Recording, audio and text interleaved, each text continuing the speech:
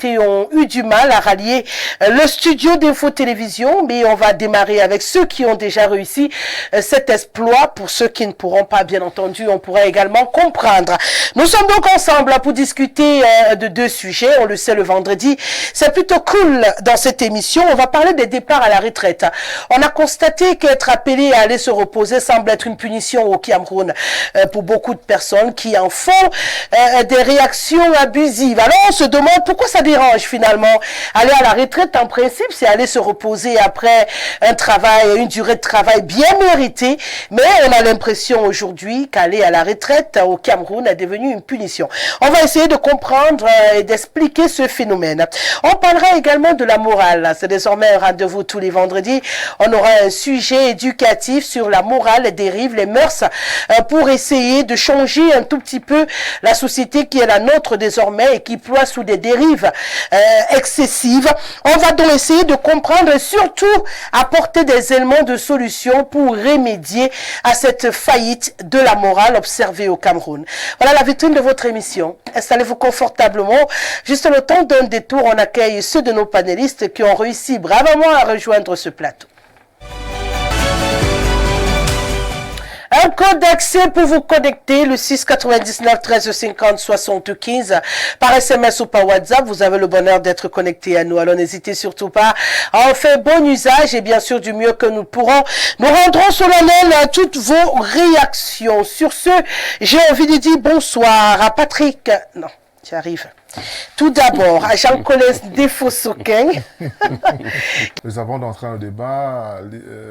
Rosalie, permets-moi de dire une certaine surprise que j'ai vécue à la suite d'un voyage que j'ai effectué du côté de Bolova. Dis-nous tout. Bien, j'étais vraiment très content de me rendre compte que de Yaoundé à Bolova, pour aller sur une route vraiment agréable. C'est-à-dire que vous n'avez pas besoin, n'est-ce pas, que la route soit illuminée pour aller vraiment tel que vous le voulez. La route n'a pas de creux. De Yaoundé carrément à Bolova.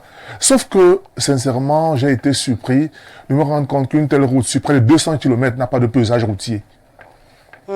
Et j'ai cru quand même apercevoir quelque chose qui ressemblait à un pesage routier carrément dans la broussaille. Je me demande comment sur 200 km de route bien faite, on peut ne pas avoir le pesage routier quand on sait que la plupart des transporteurs par marchandises sont un peu cupides au Cameroun. Vous comprenez? Et j'ai été pratiquement transversé par beaucoup de grumiers, de véhicules transportant les billes de bois.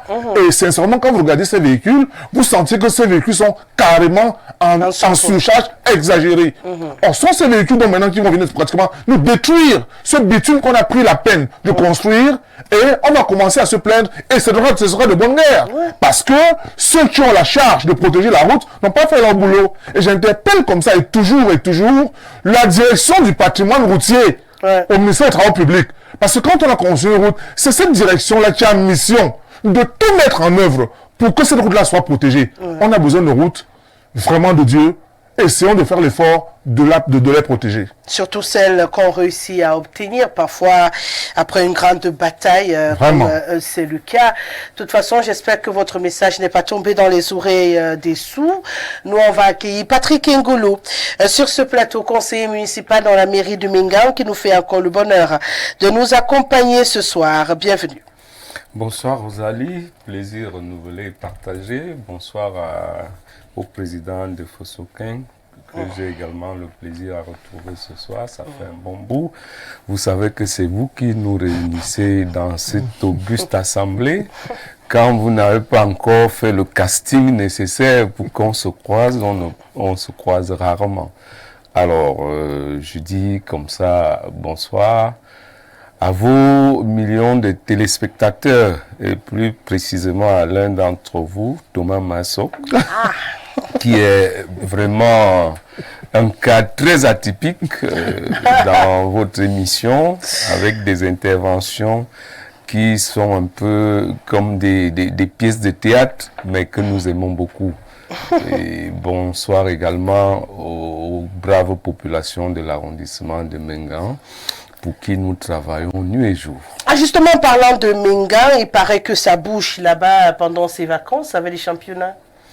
Évidemment, nous sommes à la 10e édition. Vous savez, Rosalie, le 10 éditions. 10e édition. Wow. Vous savez, le nouveau code des collectivités nous a donné cette mission qui est institutionnelle et donc nous devons hériter des transferts de compétences malheureusement. Depuis 10 éditions, on n'a pas reçu un copec du ministère de tutelle. On se bat comme on peut. Je suis seulement content parce que les jeunes de l'arrondissement de Mongala ne s'ennuient pas pendant les vacances. Nous faisons ce que nous pouvons pour que cette fête sportive se tienne. Et je suis un peu déçu parce que quand je vois les batailles qui sont autour de notre mouvement sportif, c'est nous qui créons parce que parfois c'est dans cet environnement de vacances qu'on découvre des talents dans tous les sports. On devrait donc plutôt valoriser ces moments-là afin qu'on essaye de détecter des talents ou de les fabriquer. Vous savez, pendant ces championnats, il y a ceux qui se découvrent les talents de reporters sportifs, d'athlètes, de footballeurs et autres. On connaît qui ont d'ailleurs démarré ainsi pour devenir plus tard des reporters. Des grands reporters. Donc vous comprenez que quand l'État a pris la plus grosse réforme, comme j'ai l'habitude de le dire, qui est la décentralisation, et que ceux qui gèrent les moyens de l'État ont de la peine à comprendre le cap fixé par celui qui gouverne ce pays. On a beaucoup de peine à se mouvoir. Et je suis allé au MINSEP, un directeur m'a carrément dit que cette année, ils n'ont pas prévu le soutien au championnat de vacances. Il n'y a pas d'argent pour ça. Je me demande pourquoi il y a de l'argent alors. Parce que c'est le mouvement sportif. Nous avons des difficultés à lancer le football jeune. C'est vraiment difficile que la fédération déploie le football jeune. Si les championnats de vacances peuvent être des moments de véritablement déployer ce football, pourquoi ne pas être soutenu par la tutelle du mouvement sportif? Donc si je comprends bien, ça fait partie désormais des compétences des maires de créer des championnats de vacances pendant les vacances. Donc ce n'est plus seulement les initiatives privées. Vous avez l'obligation d'organiser des championnats de vacances. C'est une obligation. Et après vous dites que vous n'avez pas d'argent pour? Non. Écoutez, Rosalie, les missions ont été transférées aux collectivités. Des missions auparavant dévolues au département ministériel à Yaoundé ont été transférées aux collectivités, parmi lesquelles il y a le sport, loisirs, l'organisation, la construction des piscines, des stades et tout ça. Alors, pour que les communes qui n'ont pas de moyens arrivent à le faire, parce que l'État central le faisait à travers le ministère doit donc transférer les moyens réservés pour ces missions-là. Mais malheureusement, j'avoue, j'ai près de 10 ans autour de la mairie. Je n'ai pas encore reçu, j'ai pas encore vu un seul transfert du MINSEP au sein de la commune. Malheureusement, nous sommes à la 10e édition. Nous faisons la même chose chaque année. Or, je pense que même avec un seul million de francs, une commune peut colmater les brèches et réunir les jeunes, s'amuser pendant les vacances, essayer de fabriquer les talents qui plus tard seront donc des talents nationaux. D'accord. En tout cas, bonne chance à vous avec votre championnat. Je suis ravie d'apprendre, parce qu'on en parlait il y a quelque temps sur ce plateau, où on trouvait que c'est devenu le nouveau business politique des leaders politiques au Cameroun. D'apprendre également que désormais les maires ont le droit, bon, laisser juste les échappes au moment d'aller au stade, pour qu'on n'ait pas l'impression. Vous vouliez rajouter quelque chose dessus non, sinon dire que monsieur le maire a carrément raison. Parce qu'un talent découvert dans une municipalité, dans un village, devient, de fil en aiguille, la propriété de l'État. Il est donc bon que le MINSEP quand même comprenne que ces championnats de vacances sont l'occasion, n'est-ce pas, pour eux de venir, n'est-ce pas, en Est-ce que ça donne l'argent? Ça prend plutôt de l'argent. Quoi? Qu'est-ce qui prend de l'argent? Qu'est-ce qui devrait donner de l'argent, le championnat? Écoutez, lorsqu'un jeune talent est découvert et qu'il devient grand footballeur, ou bien grand nageur, ou bien grand boxeur, ça commence à devenir, n'est-pas, la propriété du Cameroun. Donc, on commence à faire de lui un ambassadeur de la République. Il a quand même été découvert quelque part dans la République. Et c'est là où il rapporte de l'argent. 2007. Et c'est là où la porte de l'argent s'ouvre. Il y a les antécédents. Bien, s'il n'y a pas d'antécédent, on peut commencer, parce qu'il ne faut pas toujours qu'on aille retrouver les Nganou, n'est-ce pas, qui nous viennent plutôt de l'Europe. C'est bien quand on se comprend si vite. Vous êtes très intelligent. Donc on peut poursuivre cette émission, parce que vous savez, hein, c'est un constat. Nous, on aime courir quand ça donne de l'argent, et quand c'est juste pour le plaisir ou pour le boulot, on n'est pas souvent très présent. Donc oui, souhaitons que ça change, comme vous dites. Ça va changer, c'est sûr. Ça devrait. Voilà, c'est tout le bonheur que je vous souhaite. Alors, monsieur le maire, oui, on va démarrer avec vous, puisque je suis entouré de deux grands messieurs, que je sais quand même avoir l'expression très facile. Donc, on va s'amuser à cet exercice jusqu'à 18h52. Départ à la retraite, pourquoi ça dérange? C'est notre premier arrêt ce soir. Vous avez sûrement fait le constat comme nous autres, ce qui justifie la présence de ce thème sur la tribune du Grand Soir. Parce que chaque fois qu'on annonce, moi j'ai un oncle, quand on a dit il va en retraite, il a réuni la famille et tout le monde a pleuré, comme s'il y avait le deuil. Tout le monde pleurait, donc les gens se sont réunis, il était assis, j'ai une grande nouvelle pour vous. Et puis tout le monde attend. La grande nouvelle, c'est quoi? C'est bon, je vais en retraite le mois prochain. Et là, du coup, c'est crise des nerfs, sa femme pleure, les enfants pleurent. Et moi, j'étais en visite, du coup, je suis étonné. Je ne comprends pas pourquoi tout le monde pleure. Mon Dieu, ça fait combien d'années que ce monsieur travaille? Il est fatigué, il n'arrive même plus à se redresser. Je suis très sérieuse. Surtout qu'entre-temps, il avait fait un peu un passage du côté de ce que l'on appelle au Tankumba. Donc, du coup, le gars ne fait même plus. T'as dit, il est épuisé. Mais sa femme pleure. Les enfants pleurent. Dès national, papa va en retraite. Et du coup, ça m'a inspiré. Quand je suis rentrée, j'ai dit non, ce vendredi, il faut qu'on comprenne. Pourquoi ça pleure quand ça va en retraite? Au lieu de dire, mon Dieu, je vais me reposer. Aussi vrai que le boulot est épuisant. Hein? Moi, je regarde mon programme du matin, quand le soir tombe, je ressens physiquement que j'ai couru quand même. Comment on fait après 50 ans de boulot, 60 ans pour certains, à certains postes, 40 ans de réflexion avec une tête qui réfléchit comme la mienne, et puis on est triste de partir en retraite.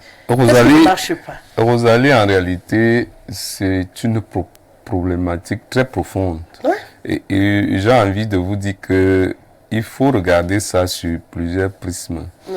Le premier prisme est culturel. Parce qu'en fait, après la colonisation, ceux qui ont remplacé les Blancs, excusez-moi, sont devenus des Blancs après les Blancs. Et on a été habitué à les voir assis sur des grands fauteuils. Le moment de la retraite arrivé, on n'est plus le gars du village où on est sorti quand on a commencé le boulot. Le deuxième côté, c'est économique. Nous, culturellement, l'Africain ou le Camerounais précisément, fait des investissements parfois, excusez-moi, bidons. Parce que vous voyez quelqu'un qui commence à te bâtir un immeuble au début de sa carrière, il finit la carrière, il est en train de bâtir le même immeuble. Il a mis, je ne sais pas, ma foi, 300, 400 millions dedans. Il n'a jamais mis un copec de côté pour lui-même, pour son épanouissement. Il investit pour envoyer les enfants à l'école, pour construire, pour acheter les voitures. Mais au soir de sa carrière, il se retrouve qu'il n'a rien mis de côté pour son épanouissement après le boulot. Or, les autres, à contrario, ils élèvent les enfants jusqu'à l'âge de 18 ans, 20 ans, 30 ans maximum par là. Ils sortent de la maison, ils commencent à économiser pour sa vie après le service. Et il est même pressé d'y aller parce qu'il a mis de côté, il n'est jamais arrivé en Afrique, il a mis de l'argent, il dit je vais faire 3 mois en Afrique, je vais faire 4 mois en Australie, En fait, la retraite pour lui, c'est le début d'une nouvelle vie en fait. Et cette nouvelle vie lui permet de découvrir des choses qu'il n'a pas pu découvrir parce que la période d'activité, c'est vraiment l'investissement pour préparer justement ces derniers jours. Parce que quand on est jeune, on court, comme vous dites, Rosalie, quand vous sortez de chez vous le matin, reportage à gauche, machin à droite et tout, reconnaissons quand même qu'à 60 ans, vous avez toute la volonté du monde, mais vous ne pouvez plus faire la même chose. Et ça commence à être embêtant.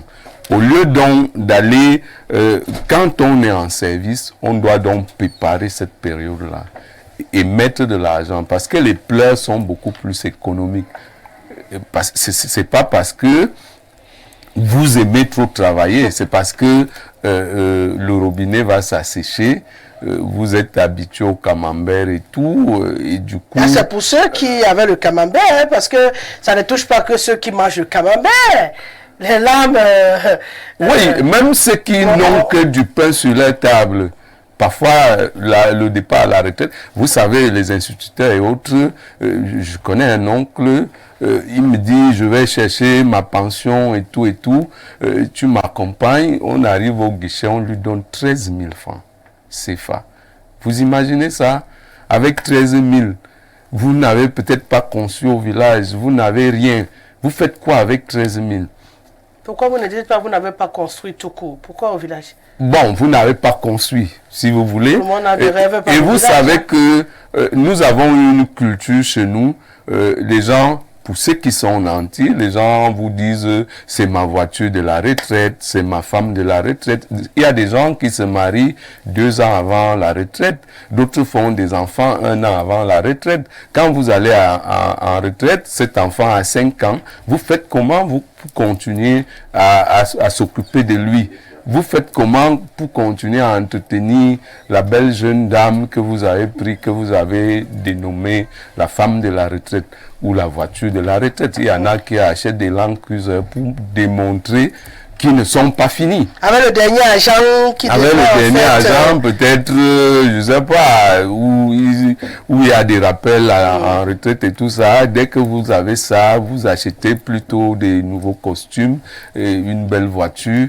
Et dès que vous allez vous rendre compte que le robinet s'est arrêté et ça commence à être difficile. C'est pour ça que vous rencontrez parfois vos collègues ou vos camarades étudiants qui étaient flamboyants hier. Quand vous les rencontrez en route, ils sont à pied, ils ont vieilli. Du coup, c'est-à-dire 2 ans après la retraite, vous ne les reconnaissez plus. C'est que nous n'avons pas la culture d'investir pour l'après-activité. Nous investissons pour les autres parce que les immeubles, tout ce qu'on raconte là, c'est pour les autres. Vous allez mourir, les laisser. Maintenant, le bien-être personnel après le service, c'est pour vous-même. Le bien-être personnel après le service, c'est pour vous-même. Jean Collins, on n'y pense pas beaucoup, hein. Moi, je vous dis sérieux, on a les pleurs, les larmes d'Omboulet. J'en connais qui... aujourd'hui, tu vas dire que... Non, je suis très détendu aujourd'hui. Une autre image. Hein. Je connaissais un monsieur qui ne mangeait pas beaucoup quand il travaillait. C'est-à-dire, quand ce monsieur travaillait, la nourriture était sur la table, il mangeait petit. Nous tous, on disait, ouh, il ne mange pas. Oh, il n'a pas un grand appétit. Et puis, dès qu'il allait en retraite, il vidait le combo jusqu'à que c'est là qu'on a compris qu'en fait, il mangeait dans les bistrots avant de rentrer. Et quand il rentrait, il n'avait plus faim. Donc, il fallait juste faire plaisir à madame. Il piquait un petit morceau, il disait, oh, la journée était harassante. Il partait se coucher. Il a fallu la retraite pour qu'on comprenne qu'il peut discuter le macabo avec son enfant. Et il n'est pas sorti. Donc, du coup, vous voyez que la retraite paraît être une vie incroyablement compliquée pour beaucoup de personnes. Est-ce que ça peut justifier qu'on n'ait pas envie d'y entrer? Quoi qu'on fasse, il n'y a aucun être humain qui n'est pas contraint à la retraite. Pourquoi contraint? C'est ça le mot. Parce que ça rentre, ça rentre dans la nature humaine.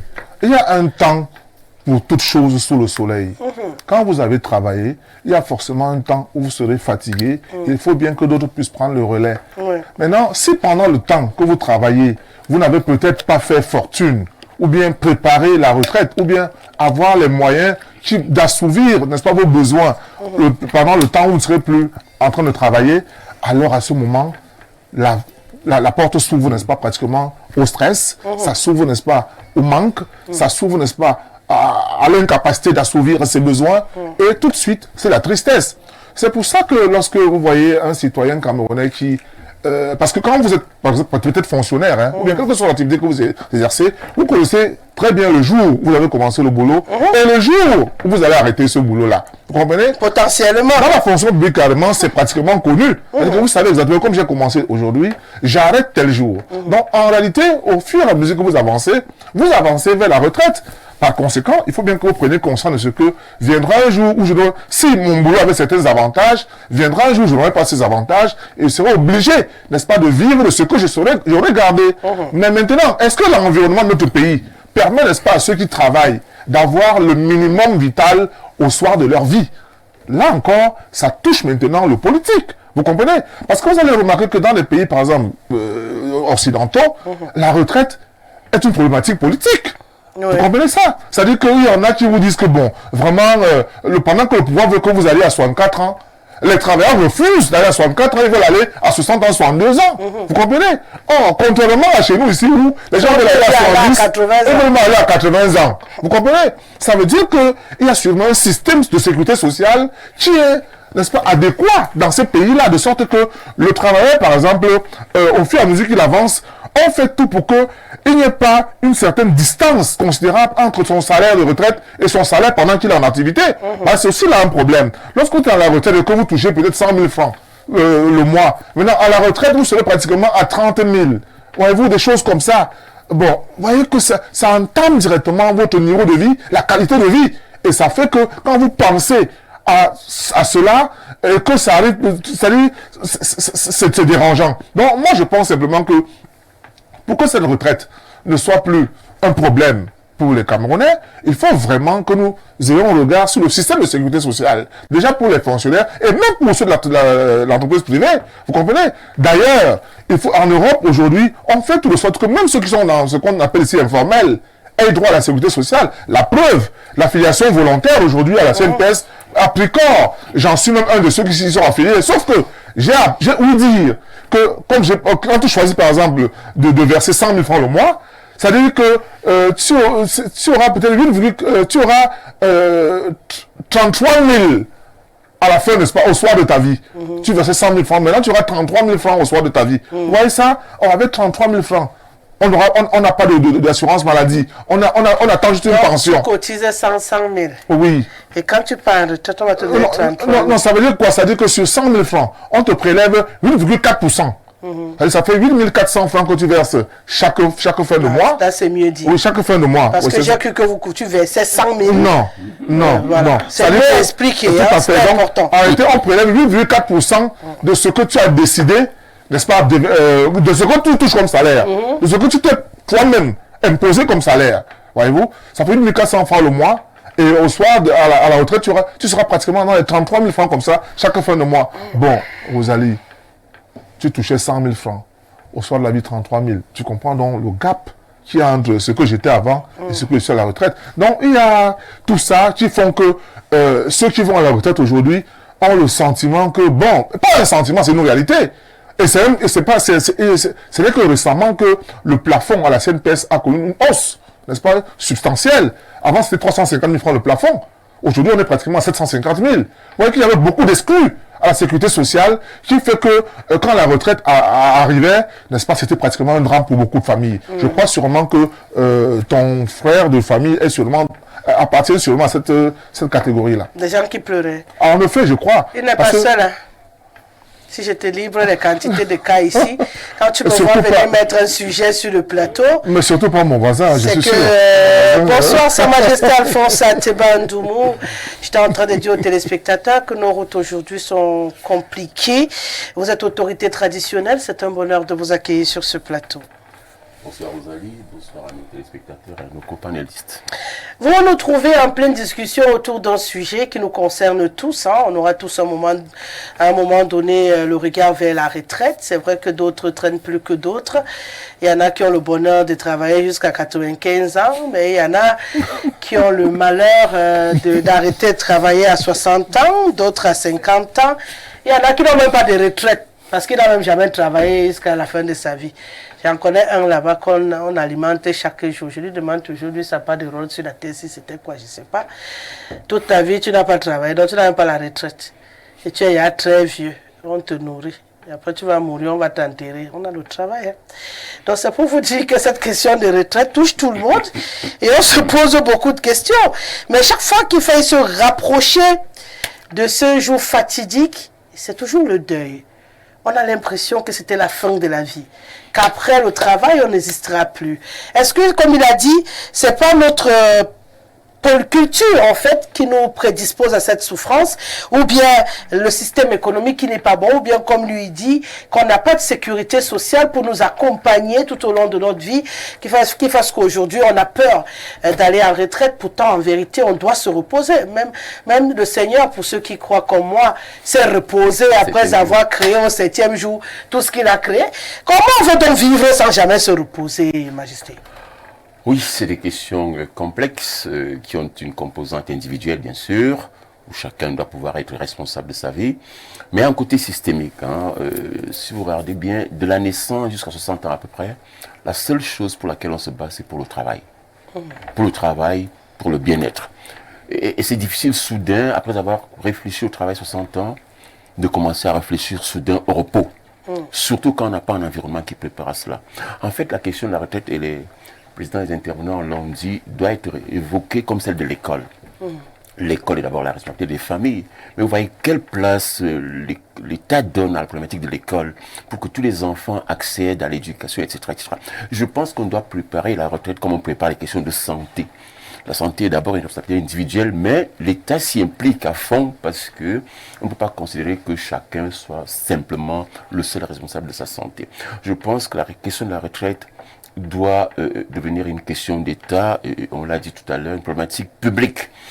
Parce que tant que on se bat toute sa vie pour le travail, pour travailler, pour changer de catégorie au travail, pour gagner plus, pour gagner mieux, puis vivre bien, pour que ses enfants vivent mieux. Et puis du jour au lendemain, vous découvrez que le travail peut se faire sans vous. Vous réapprenez, vous savez, la problématique de la troisième carrière. C'est un grand problème, on appelle ça la troisième carrière. Qu'est-ce qu'on fait après cette deuxième carrière? Première carrière qui est la carrière de la formation, deuxième carrière qui est dans l'emploi. Qu'est-ce qu'on fait après? C'est toute une éducation à mettre en place. Comment? Moi, ce jour à la retraite, figurez-vous. Mais en fait, j'ai besoin des journées de 48 heures. J'arrive en retard parce que depuis ce matin, je courais. Je viens de faire 110 km pour vous rejoindre. Donc, ça dépend un peu de toutes sortes de choses. Donc, à mon humble avis, le plus important étant que on doit éduquer les gens à la retraite comme on les éduque à l'école, comme on les éduque à la santé. Ça doit cesser d'être une affaire individuelle. Il y a trop d'implications. C'est pour la troisième carrière. Comment je fais? Moi qui ai été fonctionnaire toute ma vie, qui n'ai appris qu'à tenir la plume. Comment je fais le jour de la retraite? Je dois avoir eu le temps d'apprendre à exercer un autre métier. Je dois avoir eu le temps de bâtir une épargne. Je dois avoir pris le temps de m'initier à une prise en charge autonome. Jusqu'ici, j'attendais que l'État me paye, qu'on assure ma sécurité, qu'on assure toutes sortes de choses. À se prendre en charge individuellement, je pense qu'il y a une éducation, un dispositif pédagogique à mettre en place. Je me souviens, il y a quelques années, une entreprise de la place avait organisé tout un séminaire pour un groupe de pré-retraités pour qu'on les prépare. Bon, vous recevrez une enveloppe de ceci. Voici les cas de figure. Avec 200 000, vous pouvez faire ça. Avec 500 000, vous pouvez faire ça. Avec 5 millions, vous pouvez faire ceci. Il m'a semblé que c'était utile parce que désormais, le gars conserve sa responsabilité sur sa vie, mais au moins vous l'avez aidé à créer une sorte d'alerte sur la reconversion. Est-ce qu'on ne doit pas prévoir soi-même cette alerte, Majesté? Je dis oui, la responsabilité individuelle reste de mise, reste importante dans cette affaire.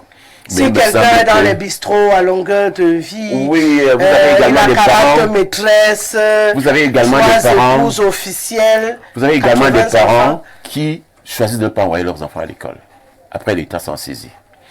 Vous avez également des gens qui choisissent de se soigner avec les écorces traditionnelles, mais l'État met le dispensaire à côté. Ça veut dire que vous êtes responsable de vous, l'État fait sa part. Il me semble que dans la question de la retraite, la proportion la plus importante aujourd'hui me semble être laissée à l'initiative individuelle, à la responsabilité individuelle. Elle ne peut pas être diluée, ne peut pas être anéantie. Mais il me semble que l'État doit faire son devoir, qui est d'accompagner les citoyens à leur mieux-être, y compris donc à préparer leur reconversion post-carrière. Alors, s'il fallait être l'État, à votre avis, qu'est-ce qu'on met dans cette préparation officiellement? Je veux dire, des suggestions qui peuvent aider.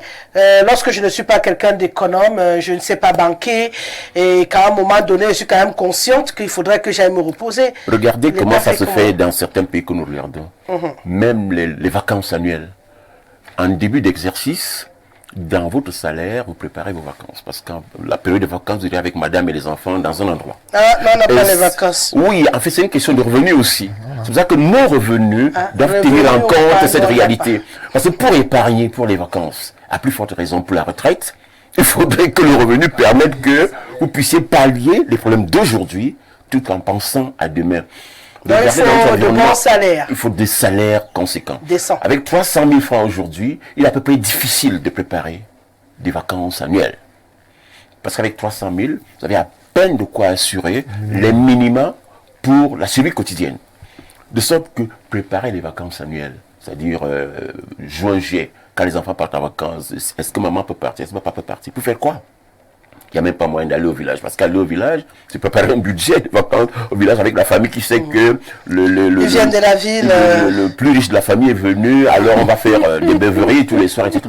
Personne n'arrive plus à supporter ça. Donc, à mon humble avis, la question des salaires est importante. Pour permettre l'épargne qui va avec. Vacances, retraite. Deuxièmement, la pédagogie de la reconversion. Enfin, toute l'école nous enseigne à travailler. Aucune école nous enseigne à préparer l'après-travail. Pourquoi est-ce qu'on ne prépare pas ça? Je pense que le ministère du Travail et de la Sécurité sociale devrait prendre cette affaire-là en compte. Pas simplement venir poser les décorations, pas simplement arbitrer les litiges, mais préparer les travailleurs à la reconversion. Je pense que votre émission ce soir, pour ceux qui sont encore en activité, doit les amener à dégager une fraction, si petite soit-elle, leur revenu. Il y a des assurances aujourd'hui. Une anecdote, j'étais surpris un jour, j'étais à mon bureau, une jeune dame avec un joli sourire débarque. Elle me propose une assurance retraite pour quelque chose qui me semblait trop éloigné. C'est quoi ça? Elle est venue tellement, son sourire était tellement avenant qu'un jour, je finis par signer cette affaire. J'oublie. On commence à me prélever un salaire, je ne suis même pas au courant. Grande surprise, à ma retraite, un jour, je reçois sur mon téléphone un SMS qui m'alerte qu'une compagnie d'assurance de la place me rappelle que mon numéro d'assurance, la police numéro je ne sais plus combien, n'a pas été payé depuis 2 mois. Moi, c'est quoi cette histoire-là? Bon, je me présente quand même. Ça m'a permis de payer 2 années scolaires de mes enfants, avec la provision que j'ai trouvée en place. 2 années scolaires de mes enfants. C'est-à-dire qu'avec la provision en place, j'ai pu prélever tout de suite là quelque chose de substantiel pour liquider les problèmes de rentrée scolaire. L'année d'après, j'ai recommencé. Ça m'a permis effectivement d'éponger les 2 mois qui étaient en instance et de comprendre que c'était du sérieux. Voilà des choses qui peuvent se faire. Mais encore là aussi, il faudrait que vos revenus en temps, en période active, permettent que vous puissiez effectivement dégager. Parce que quand on vous prend 50 000 francs tous les mois pour dire qu'on prépare votre retraite, nous on va des banques fermées tous les jours. Dites-moi qu'on va me dire la retraite dans 20 ans. Vous vous y croyez-vous? Moi, je vous assure que c'était une surprise pour moi. Quand j'ai fait ça, j'ai succombé aussi. Donc il y a des gens qui banquent quand même 50 000 par mois. Pour faire l'épargne. Il y en a qui touchent 50 000 par mois. C'est pour ça que l'État doit jouer. L'État doit accompagner pour que les commodités permettent que les gens aient de meilleurs revenus. Ensuite, qu'il y ait une pédagogie de la préparation à la conversion. Lorsque j'écoute Majesté Alphonse Atiba Ndoumou, je pense que la retraite, c'est pas pour tout le monde. Hein. En fait, il y a des gens qui sont programmés pour Malheureusement, c'est pour tout le monde. Non, en fait, arrêter de travailler, c'est pour tout le monde. Mais la retraite, je ne sais pas si on se comprend dans la nuance. Hein. Arrêter de travailler, monsieur le maire, c'est prévu pour tout le monde. C'est une obligation. Oui, comme il a dit. Mais avoir de la retraite, quand je l'écoute, je crois que même moi, je n'aurai pas de retraite. Ça va être compliqué. Ça va être compliqué. On peut comprendre aujourd'hui que chacun qui entend la programmation, qui dit, gars, tu arrêtes dans ta dernière année, la crise cardiaque commence à se secouer. Au final, c'est grave parce que vous recevez un bulletin nul soudain, un matin. Soudain. Bulletin nul soudain. C'est arrivé.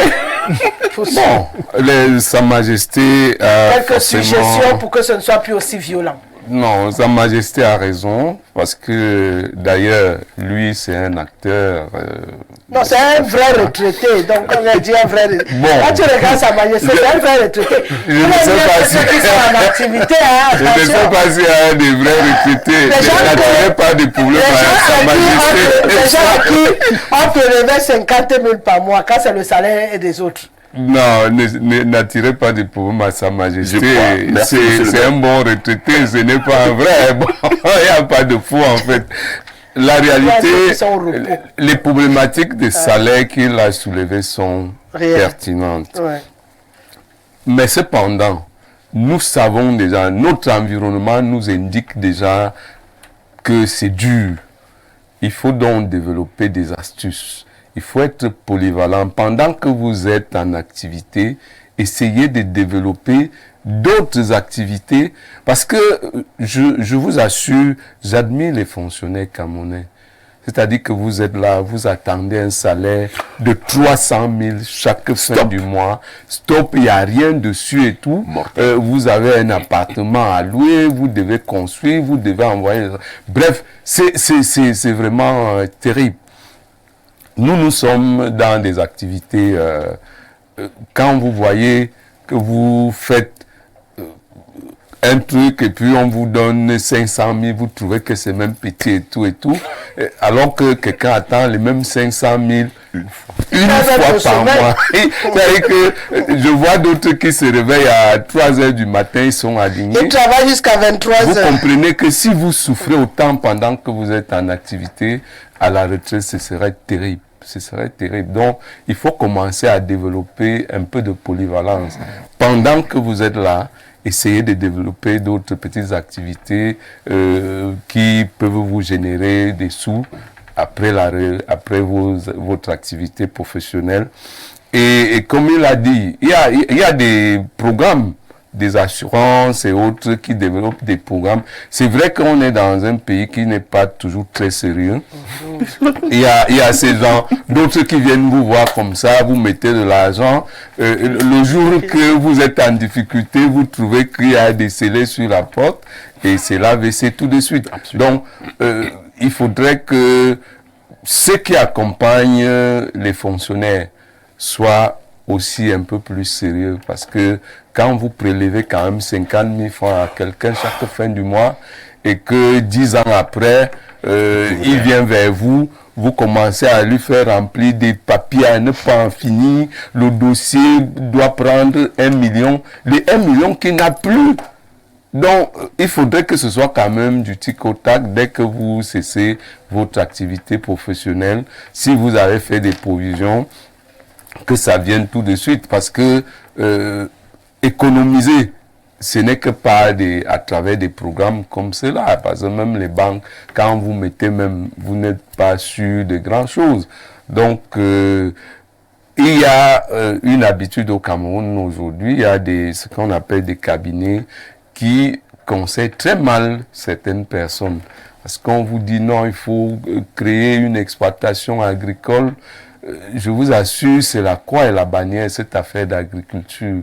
Quand vous n'avez pas de revenus, vous ne pouvez pas tenir une exploitation. C'est pratiquement impossible. C'est quand vous êtes en activité que vous pouvez dégager 50 000 facilement pour défricher. C'est là où ça peut paraître facile. Mais dès que ça s'arrête, c'est fini.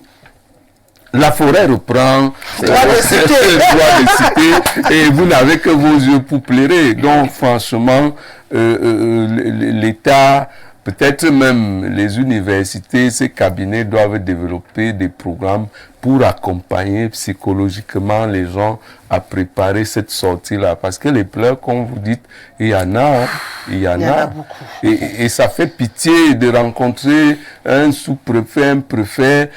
Il est devenu l'ombre de lui-même.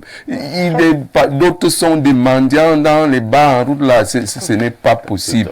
Les gens qui ont servi le pays à un certain niveau ont droit quand même à un repos mérité. On les appelle après à Paddy. C'est ça? Tu n'as pas suivi? On les appelle après à Paddy. Oh, en effet, Rosalie, cette problématique extrêmement importante. Voyez-vous, la retraite dont on parle, à peine vous avez commencé votre boulot, quelle que soit l'activité, il faut déjà savoir que Vous allez partir. vous devez préparer l'après cette activité. Malheureusement, nous n'intégrons pas cela très souvent dans le cours de notre vie. C'est-à-dire, on n'en fait pas une école. Vous comprenez? C'est-à-dire, la retraite, chez les Occidentaux, par exemple, ça rentre dans leur mode de vie. C'est pas pour rien que lorsque je dis enfants ont un programme politique. Je dis bien politique, c'est-à-dire qu'un chef d'État peut perdre les élections à cause du système de sécurité sociale, à cause de la manière par laquelle il présage ou il prévoit la retraite pour son peuple. Vous comprenez? En revanche, chez nous, est-ce que les Camerounais s'intéressent même à la question de la retraite? C'est quand je suis parti à la retraite maintenant que bon, je songe à me connaître que la CNPS existe. Pourtant, la CNPS en réalité est une structure qui devait se charger d'éduquer les travailleurs à la préparation à la retraite.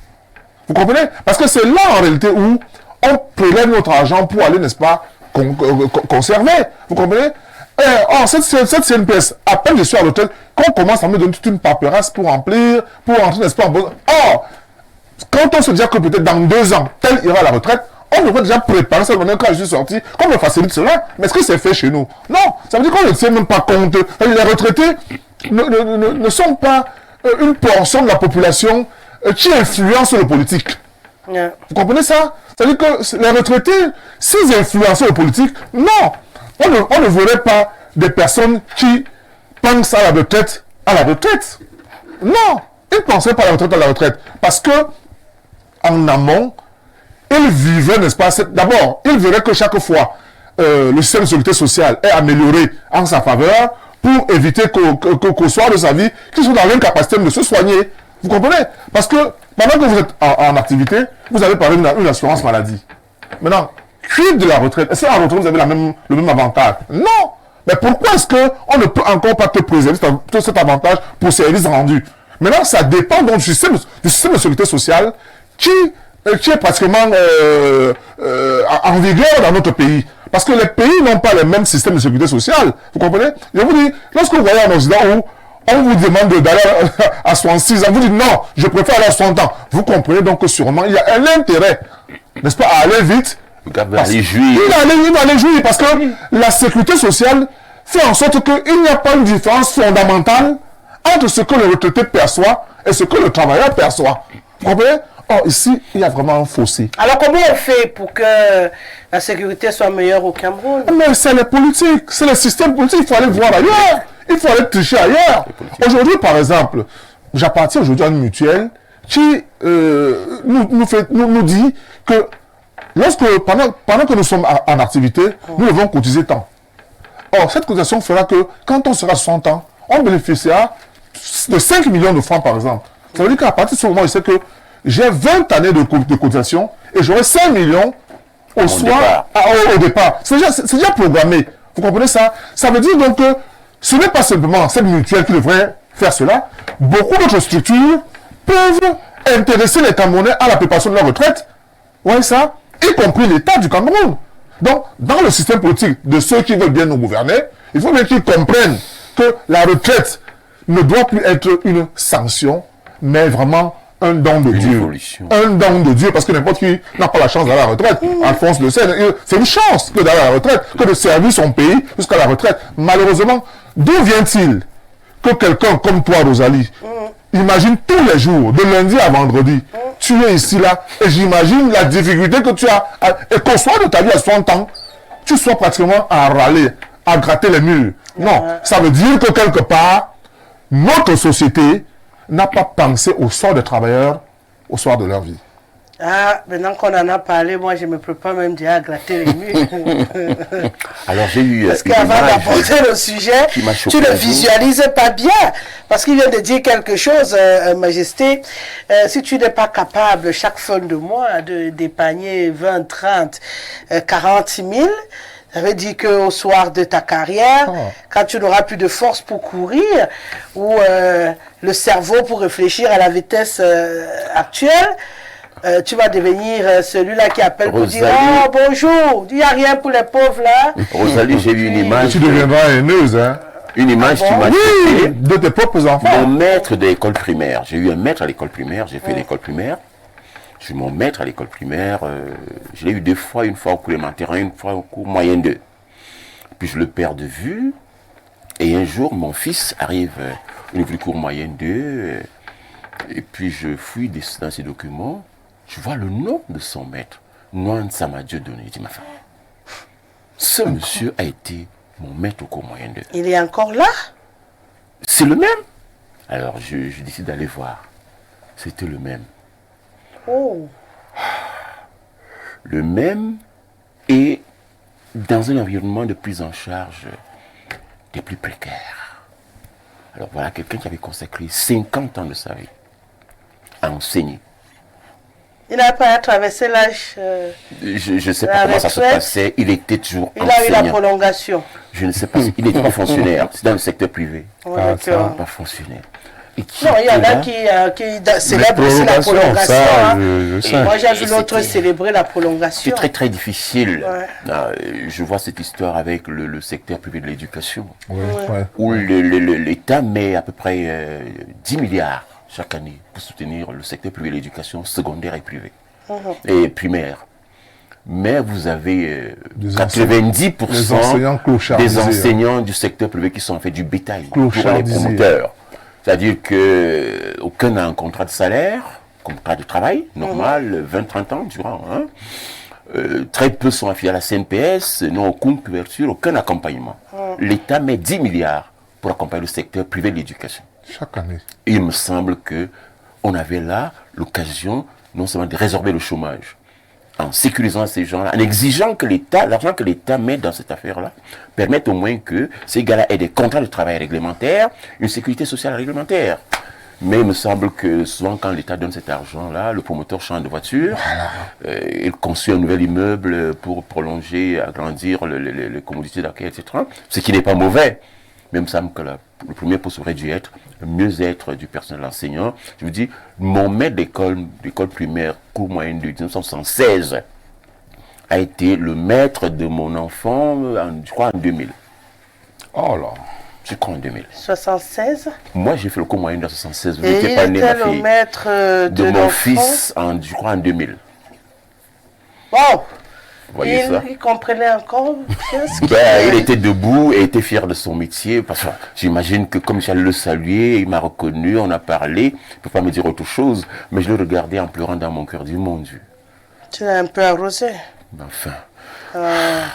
En souvenir du bon vieux temps. Bon, on ne parle pas de ces choses-là. C'était Non, mon j'ai maître. dit arrosé. Je n'ai pas dit dis-moi combien tu avais donné. Je veux quand même m'assurer que tu as donné. Parce Pour que, mon maître. Pour ton maître.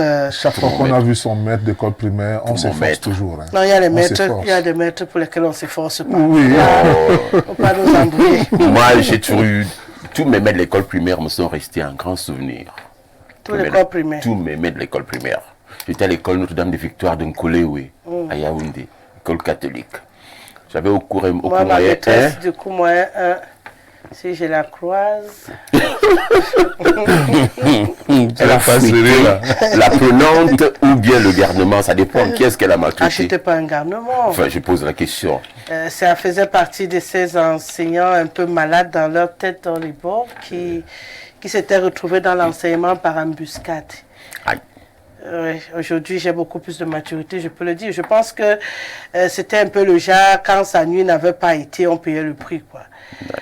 J'en ai gardé 2 comme ça, celle du cours moyen 1 et celui de la seconde, en mathématiques, Monsieur Eto, Un autre, un autre.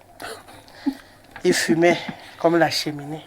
en classe. Lui, il a voulu me détourner de l'école et j'aimais beaucoup l'école. Donc, du coup, il m'a traité vraiment très, très mal. Heureusement, il y a ces 2 enseignants-là. Je ne suis pas sûre que même si je démarre ma voiture, je les croise en train de souffrir, si je vais m'arrêter. Non, je ne suis pas sûre. Ça a été trop traumatisant. Je pense que s'il n'y avait pas des gens autour, peut-être j'aurais tourné mal. Hein. Surtout celle du coup moyen 1. Mon intelligence l'embêtait. D'ailleurs, pourquoi l'intelligence m'embête toujours? Parce que ça n'a pas beaucoup changé. Mon intelligence l'embêtait. Hein. Au point où mon papa a dû débarquer à l'école un jour pour lui demander, mais quel est ton problème? Quand elle ramenait le lot de bulletins pour donner, le mien était toujours au-dessus, premier. Quoi. Donc, du coup, elle avait ses 2 enfants dans la salle là qui étaient de bons cancres. Elle ne comprenait pas comment je faisais. Mais elle n'est jamais tranquille, on ne la voit pas en train de lire, réciter comme tout le monde. Et puis quand on apporte des bulletins, elle est la première. C'est quoi cette affaire? Elle ne comprenait pas qu'il y a des gens qui sont nés comme ça. Et elle a passé son temps à me torturer, m'enlever du banc, me faire asseoir par terre, me faire asseoir dans un coin. Et puis un jour, j'ai craqué, je suis rentrée en pleurant. Et mon père, il s'habillait. Il me dit, qu'est-ce que tu fais à la maison? Je dis, ça ne va pas. Elle m'a encore demandé de m'asseoir par terre. Elle m'a fouetté. Et c'est la première fois qu'il découvrait notre établissement parce qu'il n'était jamais arrivé à l'école. Et quand il pousse la porte de la classe, tous les élèves s'exclament. Mais elle a dit que le père de Guessel est un pousseur, non? Et le père de Guessel était debout. Le responsable de l'école a dû sortir pour qu'il y ait des explications. Et malheureusement pour elle, après, on me fait composer le concours et le CP parce que justement, j'étais un peu au-dessus de la moyenne. Et je passe. Donc du coup, après, j'ai quitté le secteur. Heureusement. Mais elle est restée comme un mauvais souvenir dans ma tête. Tu imagines combien d'années après, aujourd'hui, c'est resté un traumatisme. Il y a des enseignants comme ça qu'on n'a pas envie de revoir et qui marquent négativement les enfants. Donc quand vous avez la chance de transmettre, essayez de laisser de bons souvenirs aux enfants. Parce que vous imaginez mon âge aujourd'hui, une dame pareille encore gravée dans mon crâne négativement, avait dit qu'elle avait raté le coaching. Hein. Bonsoir, je suis d'avis avec Sa Majesté. L'État doit accompagner ce processus, mais chacun doit être préparé à la retraite. C'est Alphonse Tombombo depuis Belabo qui nous écrit. Hein, je préviens déjà aux téléspectateurs, mon téléphone il est saturé, donc vous n'aurez pas la chance de passer nombreux à la trappe. Dès que ça s'arrête là, je vais m'arrêter aussi. Bonsoir Rosalie, la peur de la retraite est due à la faillite du système économique et politique. Rosalie, même si on te paye 30 000 par mois à la retraite, si tu as la sécurité sociale, la santé gratuite, tu ne ressens pas l'impact de cette retraite. Mais au Cameroun, avec tes petits 30 000 que tu dois payer ton paracétamol, voilà pourquoi les retraités meurent rapidement. Au Cameroun, si tu veux avoir une bonne retraite, tu ne dois pas avoir d'enfants ni des charges. Si tu épargnais 50 000 par mois en 1 an, tu as 600 000 et en 30 ans, tu as 18 millions. C'est dans ces 18 millions que tu dois construire ta maison, 10 millions et 8 millions pour le reste de ta vie. Et ça, c'est quand tu gagnes 200 000 et sans enfants. On ne parle même pas des gens qui vivent avec 50 000 par mois, pendant qu'il y a des gravataires octogénaires et nonagénaires qui font semblant de travailler. Dans les vrais États, les gens veulent partir en retraite rapidement. Au Cameroun, on fait la neuvaine pour échapper à la mise en retraite. Rosalie, comme l'a dit Sa Majesté, la semaine passée, j'ai revu un de mes enseignants de l'école primaire. Seigneur, il ressemblait plus à rien. La mauvaise vie. Chance que Dieu a créé plus un pour contrebalancer ce pandémonium. Franck, depuis Emana, qui nous écrit. Hein. J'espère qu'à chaque fois, vous leur donnez un truc. Un souvenir. Il n'y a qu'un seul que si je revois aujourd'hui, il aura 10 trucs, si je peux. Bonsoir à toi Rosalie, à ton fluorescent et excellent panel. La retraite dérange toutes les personnes qui, du temps où elles étaient en activité professionnelle, ne songeaient jamais à leur lendemain. De plus, lorsqu'on est jeune, on doit aussi penser à sa vieillesse et se prémunir de tout ce qu'il faut pour ne pas être un mendigo ou un gueux dans la société. Enfin, penser aussi à la reconversion en pratiquant une ou quelques activités génératrices de revenus. La retraite gérée donc de cette manière devient alors une chose souhaitée et appréciée. Très bonne émission, c'est Ernest Zambo, journaliste événementialiste. Depuis Etam Bafia, fidèle téléspectateur du Grand Soir, sur Info TV, on se rend à présent au Gabon. Bonsoir madame, au Cameroun, les vieux travaillent, les jeunes sont au chômage. Comment comprendre que tous les dirigeants sont tous des nanogénaires et des octogénaires? À Yaoundé, on a envoyé un commissaire de 60 ans en retraite pour le remplacer par celui qui avait 63 ans. Alors expliquez-moi vraiment ce que cela veut dire. Dans un pays où les gens s'éternisent à leur poste, vous donnez quel exemple? Commencez par le haut, Monsieur Biya, Monsieur Cavaillé Guédibril, Monsieur Niat, Monsieur Ayan Luc, le DG de la SNH, Monsieur Mbagangile et tout ce monde-là. Vous pouvez continuer la liste hein, sans oublier les ministres éternels qui ont déjà passé 18 à 25 ans sur le même fauteuil, dans le même gouvernement, avec les exemples pareil, vous parlez même de quelle retraite au Cameroun? Bonsoir. Ah là là là là là, je vous disais tantôt hein, que dès que ça va Bugger. dès que ça va bugger, moi je vais jeter l'éponge parce que je sais pas comment vous faites, je peux comprendre. Hein, mon directeur technique, il m'a dit que désormais, à la vitesse où vous écrivez, je dois m'asseoir tous les soirs pour effacer tout ce qui rentre dans mon téléphone. Malheureusement, quand je vais m'asseoir, je vois 15 000 choses que je ne connais pas. 20 000 vidéos, je ne sais pas qui a envoyé. 15 000. Donc, du coup, quand j'essaye, ça bloque. Et je pense qu'ils vont faire le travail dans mon ordinateur ce week-end pour que je sois apte avec vous dès la semaine prochaine. Pour l'instant, je ne peux plus lire vos messages, malheureusement. Maintenant, on va poursuivre cette émission juste après la transition. L'émission, c'est le grand soir de lundi à vendredi. On prend beaucoup de bonheur à être ensemble jusqu'à 18h52 et le vendredi encore plus parce qu'on parle des problèmes qui nous concernent tranquillement. Et après la retraite, on va s'intéresser à la morale. Et là, je démarre avec Sa Majesté. Tout à l'heure, c'était avec vous. Voilà, d'accord. Majesté, on constate, hein, peut-être vous non, vous allez dire qu'aujourd'hui, il y a une grosse faillite de la morale observée dans la société. On avait des principes quand on était plus jeune. Bon, quand vous étiez plus jeune, parce que chez moi, ça finissait déjà un peu. Et là, aujourd'hui, on n'en a presque plus. Il n'y a plus de respect, il n'y a plus des droits d'aînesse, il n'y a plus rien du tout. Alors, on a envie de se demander comment on fait marche arrière.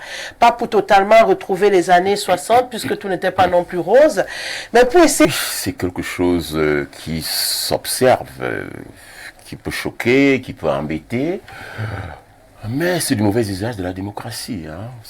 Vous avez demandé la démocratie avec le droit pour tout le monde de faire ce qu'il veut. Ah, d'accord. Je vous prends des exemples concrets hein, qu'on observe. Regardez les emprises routières.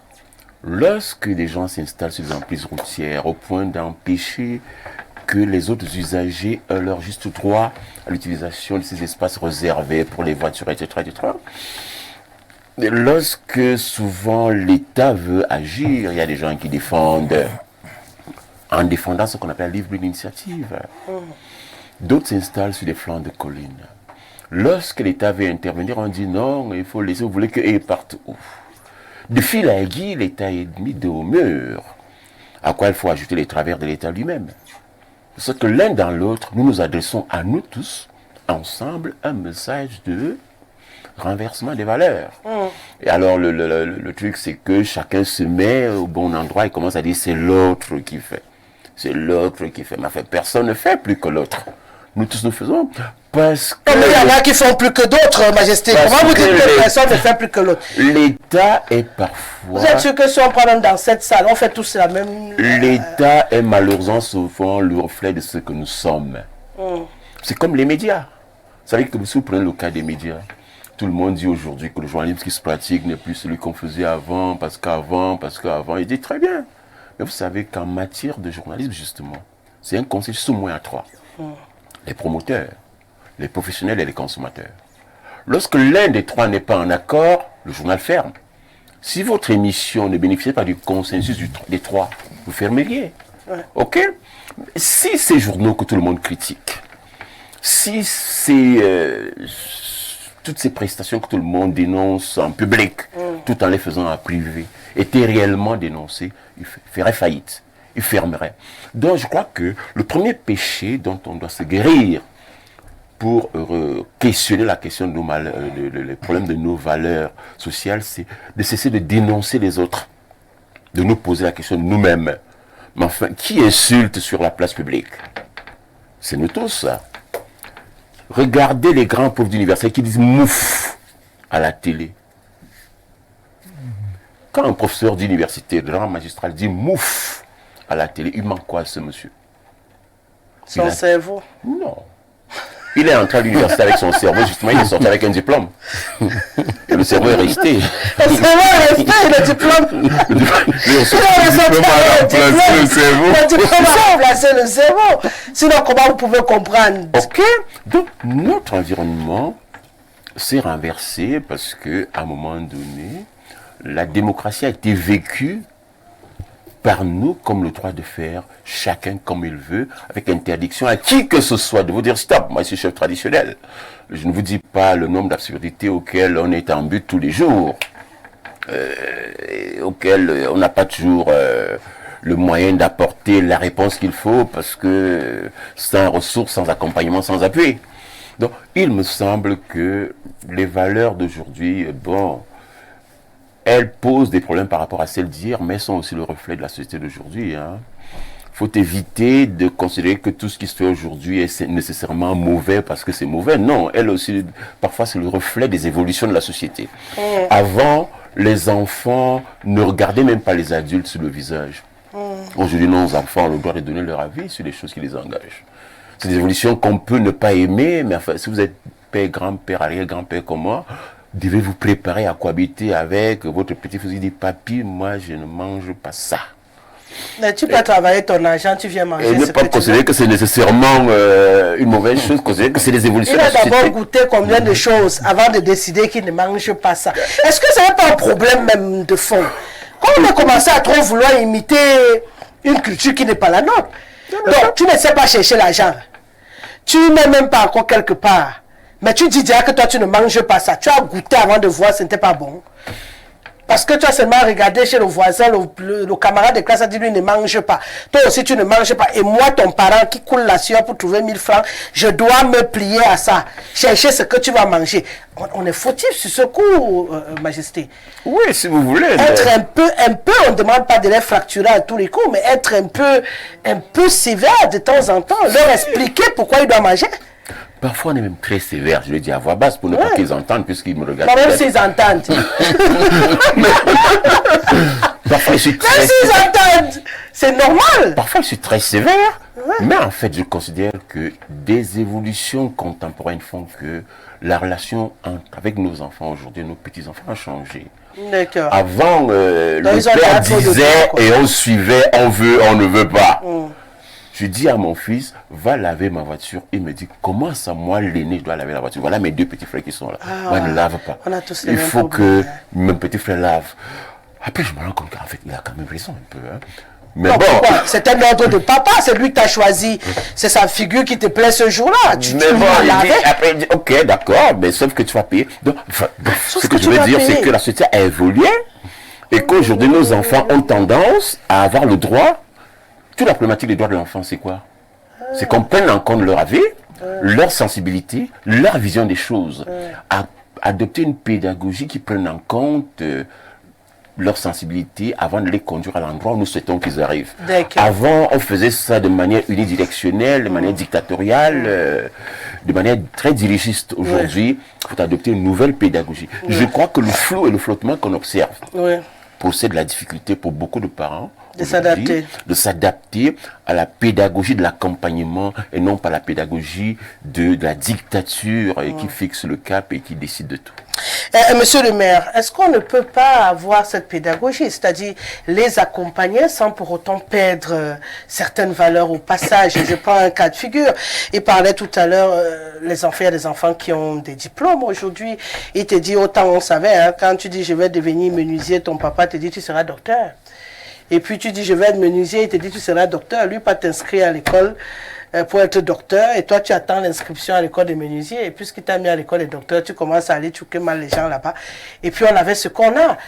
Il y a des endroits où on peut faire des concessions, puisqu'on peut comprendre. Mais mon enfant, j'ai dit va laver ma voiture, pour prendre ce cas. Il me dit qu'il voilà son petit frère. Donc j'étais aveugle, je n'ai pas vu son petit frère avant de décider que je voulais voir ses belles mains sur ma voiture au nom du fait que j'ai souffert pour la coucher et que ce sont ses mains que je veux voir laver ma voiture. Il a des questions à me poser sur ce coup ou à me guider vers mon choix. Il lave ma voiture. C'est aussi ça, reconnaître que je suis son parent. Est-ce qu'à un moment donné, on ne facilite pas aussi trop de choses? À dire au-delà de comprendre, hein, la nuance, on la comprend parfaitement, on est tous d'accord. Mais est-ce qu'on n'a pas lâché totalement? Il y a quand même, il faut encore tenir un tout petit peu la corde, sinon, et puis ça va dans tous les sens aussi. Rosalie, vous savez, la morale, en réalité, c'est le bien collectif qui permet l'harmonie entre les individus. Parce que si moi je suis mal élevé, je vais vous mettre mal à l'aise sur ce plateau et du coup l'atmosphère change. Il faudrait qu'il y ait de l'harmonie pour que nous cohabitions paisiblement. Vous ne faites pas bien dire. Hein. Il est difficile de travailler en entreprise avec les gens sans éducation. Quand vous regardez, ce n'est pas un problème du Cameroun. Ça va au-delà du Cameroun. C'est mondial. Parce que quand vous voyez les gens, pour des intérêts capitalistes, ils veulent vous faire avaler même ce qui est contre nature. Vous imaginez? Et vous pensez que le modèle, à l'époque, c'était le modèle. Moi, mes enseignants de l'école primaire, je ne sais même pas s'ils étaient habillés ou pas. Je n'avais que ce qui sortait de leur cerveau. C'est ce qui m'intéressait. C'est le modèle de l'homme qui transmettait la connaissance qui m'intéressait. Je ne savais même pas s'il venait nu ou habillé à l'école. Or, aujourd'hui, c'est le capitalisme à outrance qui nous mène là où nous sommes. Il a parlé de démocratie. Vous parlez de quelle démocratie? La démocratie ne veut pas dire mépris. Ce n'est pas ça la démocratie. La démocratie, d'abord, même, c'est le respect de l'opinion de l'autre, donc le respect de l'autre. Donc, si nous parlons même de démocratie, ça veut dire qu'on prend d'abord en compte l'aspiration de l'autre pendant qu'on déploie notre aspiration à nous. Donc, vous voyez ce qui se passe au Cameroun aujourd'hui. Je crois que si on prend l'âge le maximum de ceux qui nous gouvernent aujourd'hui, jusqu'à l'âge minimum, nous sommes peut-être à 5-6 générations de personnes. Ouais. Je crois qu'on a raté sur les 6, 4. Je crois qu'on a raté 4. Quand vous voyez les problèmes que nous avons, l'actualité sur la place publique au Cameroun maintenant, vous avez des gens, des adultes qui mentent, excusez-moi le terme. Ah non, ne vous excusez pas, c'est la vérité. Des adultes qui mentent aussi. À outrance. Les gens vous font des échanges épistolaires avec des contradictions, pour des intérêts individuels, personnels. Les gens sont à des fonctions pour des intérêts collectifs. Mais ils viennent déployer les égaux. Alors, ils donnent quel modèle aux jeunes? Parce que les jeunes savaient, quand moi j'étais à l'école primaire, le maître vous disait, si tu as ton CEP, tu peux être agent de l'État, tu vends le timbre, quand tu iras au collège, tu auras le bac, tu pourras. Nous travaillons dans ce sens-là. C'est-à-dire, on ne connaissait pas les raccourcis. Et quand un enfant était faible au cancre, lui-même s'excluait de la société parce qu'il savait qu'il n'est pas le modèle dans la société. Et c'était des cas rares. Aujourd'hui, c'est le cancre qui discute. C'est le cancre. Vous avez, et ça travaille psychologiquement. Vous avez connu quelqu'un sur les bancs qui était un bon cancre. Et un matin, vous êtes dans votre village, il descend d'une Prado, c'est lui qui est déjà, comme on dit, le président, c'est lui qui est l'homme de main de tel ministre, c'est lui qui s'occupe des affaires de tel président de l'Assemblée, machin. Mais vous avez de la peine à croire que cet enfant qui était cancre, qui vous regardait de haut parce que vous aviez des bonnes notes, vous étiez le modèle même d'élèves et tout. Mais vous n'avez rien. Vous allez au champ, vous avez vos haillons et vous jettent un peu de billets d'argent par terre. Comment vous allez dire à votre enfant et le convaincre que ce monsieur que vous voyez là était un contre-modèle quand nous étions à l'école et que c'est lui aujourd'hui qui a réussi. Et votre enfant vous voit à une position sociale carrément faible. Vous allez lui expliquer ça comment? On donne une responsabilité. Moi, ça m'a choqué de voir que des dirigeants des structures d'État se déploient pour expliquer que un stade ne peut pas servir, que le stade est mauvais. Le stade qu'on a conçu avant-hier, le stade Amadou Ahidjo, date de combien d'années? Les mêmes gens qui nous ont pompé que nous avons des infrastructures des dernières générations, Aujourd'hui, pour nuire à quelqu'un, vous explique que non, ce stade ne peut pas servir parce qu'il a plu. Mais il neige en Europe. Le championnat ne s'arrête pas. Vous appelez ça stade de dernière génération. Pourquoi on s'arrête de jouer là parce qu'il pleut? Vous voyez, c'est ces combats des adultes, ces mauvais combats des adultes qui influencent les jeunes négativement. Parce que quand vous voyez ça, vous voyez que votre père, il n'y a pas de logique dans son discours, il n'y a même pas de cohérence.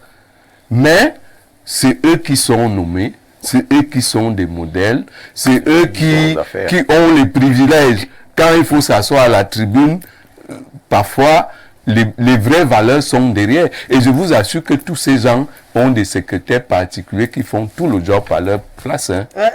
Quand ils sont assis devant là, ils ne valent rien. C'est-à-dire que le gars qui est loin derrière là, c'est son aide-mémoire.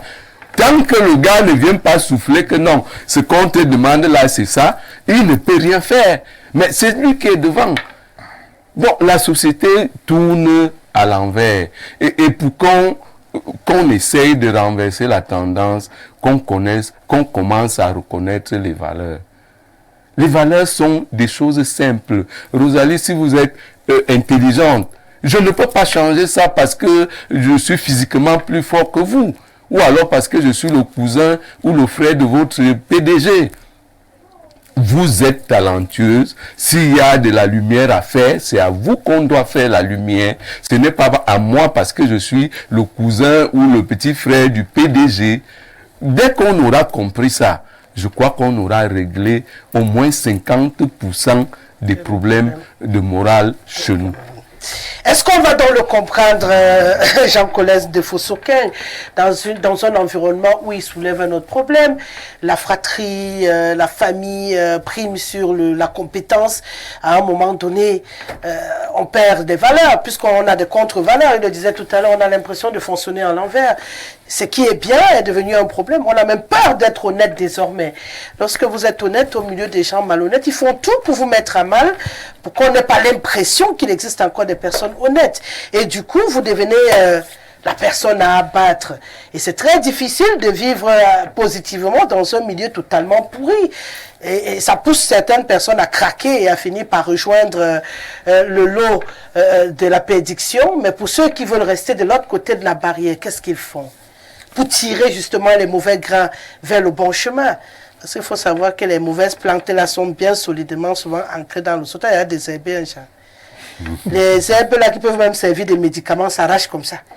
Les mauvaises herbes là, c'est-à-dire tu tires jusqu'à tu as même les dessins qui se font sur ta main pour nettoyer le champ. Rosalie, dans le cas de ce sujet, je vais un peu emprunter au catholicisme. Hein. Non, il n'y a pas de souci. Parce que il est dit, dans la Bible, on a ce qu'on appelle les 10 commandements de Dieu. C'est-à-dire, pendant que nous grandissions, oui, on récitait. On dit, quels sont les 10 commandements de Dieu? Et ces commandements veulent dire, tu ne voleras pas. Ouais. Tu ne mentiras pas. Tu ne tueras pas. Tu ne tueras point. Tu n'envieras pas la chose d'autrui. Tu n'envieras pas la chose d'autrui. Le mari d'autrui ou la femme d'autrui. Oh oui, tout ça. Je ne veux pas être exhaustif.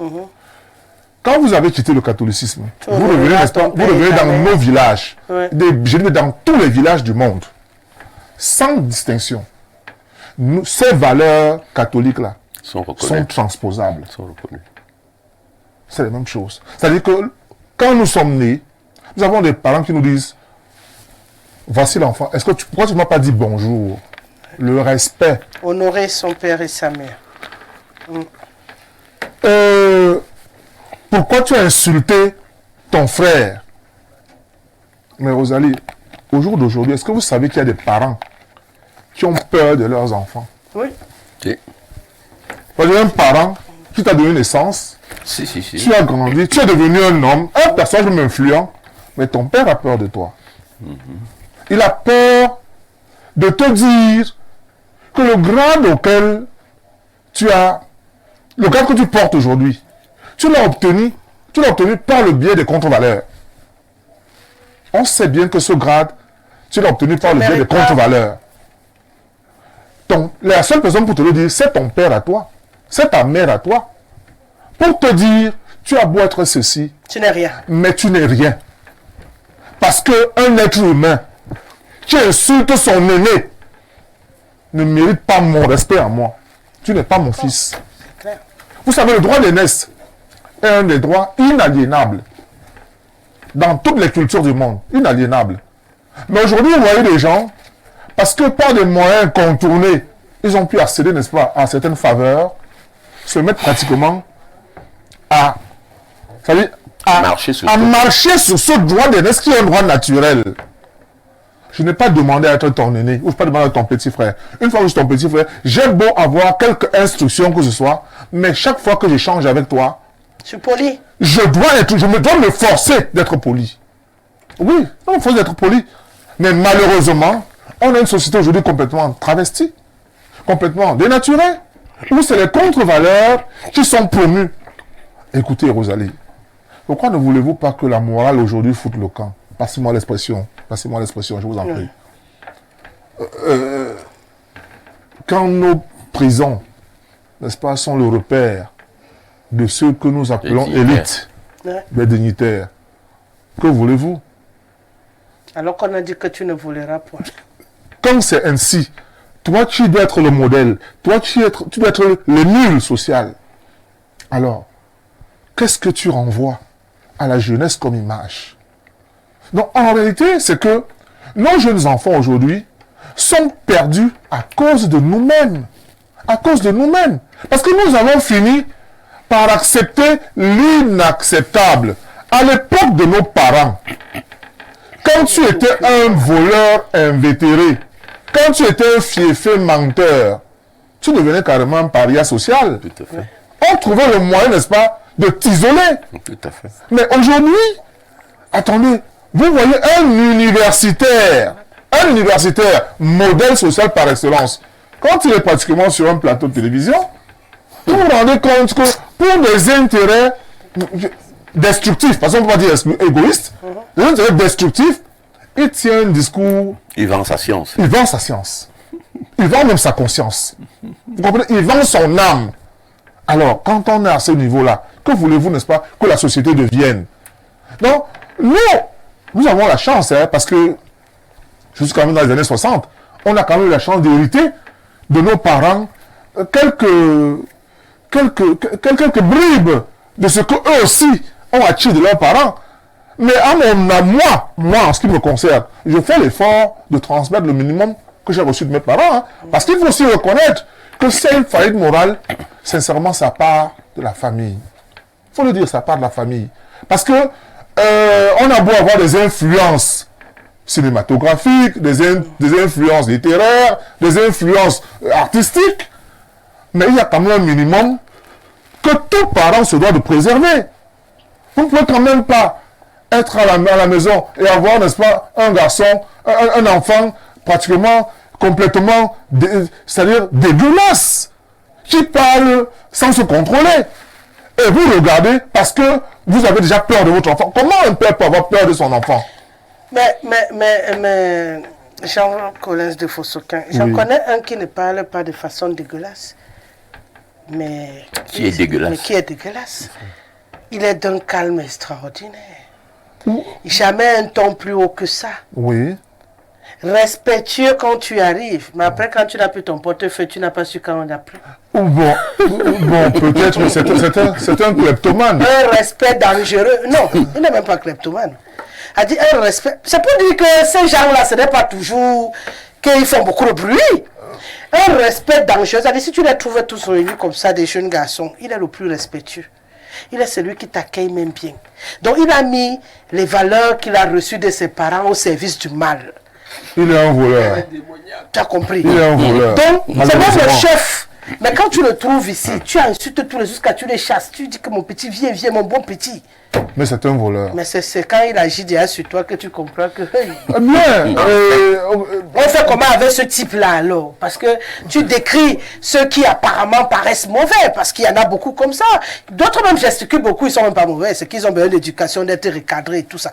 Mais il y en a là, avec le sourire jusqu'ici comme des anges. Vous savez, Rosalie. Mais quand ils agissent, c'est même le suicide seulement que ça peut déclencher autour. Vous savez, Rosalie, en tant que parent, vous faites un effort que l'enfant soit un modèle social quand il sera grand. C'est-à-dire que lorsque l'enfant commence à toucher ce qui ne lui appartient pas, vous lui dites, on ne touche pas à ce qui ne t'appartient pas. En fait, c'est quoi? Je crois que le but de cette thématique, c'est que nous autres parents, nous autres aînés sociaux, comprenions que nous avons des efforts à faire pour essayer d'améliorer les attitudes désagréables de nos enfants qu'on constate aujourd'hui malheureusement. Ces enfants qui sont influencés par l'extérieur, voyez-vous, bien sincèrement, ils sont influencés par l'extérieur, il faut le dire. Nous, on a peut-être eu la chance d'avoir la télé dans les années 85, quand on était un peu déjà, on était presque adolescents déjà, voyez-vous. Mais eux, à peine sont-ils nés, qu'ils commencent, n'est-ce pas, à toucher aux choses inimaginables. Et tu sais très bien, Rosalie, qu'aujourd'hui, par le biais des dessins animés, là, n'est-ce pas, il semble qu'il y a des messages subliminaux, n'est-ce pas, qu'on passe par là, et tu atteins, par exemple, les enfants. Et vous savez, quand vous regardez ces dessins, vous ne voyez pas comme ces enfants voient. Il y a des choses que vous ne voyez pas, mais là, ces enfants sont en train de voir. Donc, moi, je pense que il y a une problématique, un problème donc, global. à votre avis, les parents ont un travail important à faire sur les enfants. Trop important. Et qui fait le travail sur les parents? Mais écoutez, c'est ton parent qui a fait le travail sur toi. Ton parent t'a influencé. Parce qu'il a échoué sur moi. Tu te dois de faire un effort. Au vu de ce que... Je fais l'effort, Rosalie, j'ai dit ceci. On m'a déjà gâté. Rosalie, j'ai dit ceci. Dans toutes les cultures, il y a les fondamentaux, il y a des valeurs qui sont cardinales. Je vous comprends. J'ai pris la religion catholique dans les 10 commandements pour transposer à notre tradition. Maintenant, il peut arriver que je sois le fils d'un parent, n'est-ce pas, qui a été quelqu'un de mauvaise moralité. Oui. Vous comprenez? Mais maintenant, ça ne m'oblige pas, une fois devenu mature, d'être toujours le même homme. Vous savez, au fur et à mesure... Écoutez. C'est très complexe, mais pourtant très simple. C'est très complexe. On m'a souvent dit que le fruit ne tombe pas loin de l'arbre. Vous êtes en train de m'amener là dans je ne vous amène nulle part. Je veux qu'on explique. Parce que vous, les téléspectateurs. Vous êtes dans des exceptions. Vous êtes en train de nous dire, un enfant qui a donc été éduqué par un père qui n'avait pas de mauvaise moralité, il devient quoi? C'est ce que vous êtes en train de me dire. Mais ça, c'est il sait comment on peut éviter de suivre les pas. Mais ça, c'est des exceptions. Des exceptions. C'est des exceptions. C'est quoi? Vous n'allez pas me dire que... Non, vous êtes dans des exceptions, Rosalie. Non, ce n'est pas possible. Le problème, mon cher, en réalité, les influences extérieures sont plus fortes que l'éducation que vous pouvez bien donner à la maison. Tout. Écoutez, oui. Quand vous êtes à la télé, il a pris un exemple. Quand on va à l'école, on aspire à être professeur d'université agrégé et autres. Quand un agrégé dit mouf, vous pensez que même si votre père vous a dit à la maison que dire mouf n'est pas bien, le professeur agrégé, le modèle social qui est à la télé, qui le fait, vous allez dire, mais le papa me dérange. Monsieur le maire, lorsque l'agrégé a dit mouf à la télévision, il revient à Rosalie de dire à l'agrégé, toujours en présence de mon frère. Très bien, encore vous nous cherchez. Écoutez, mouf là parce qu'on me dit souvent mouf.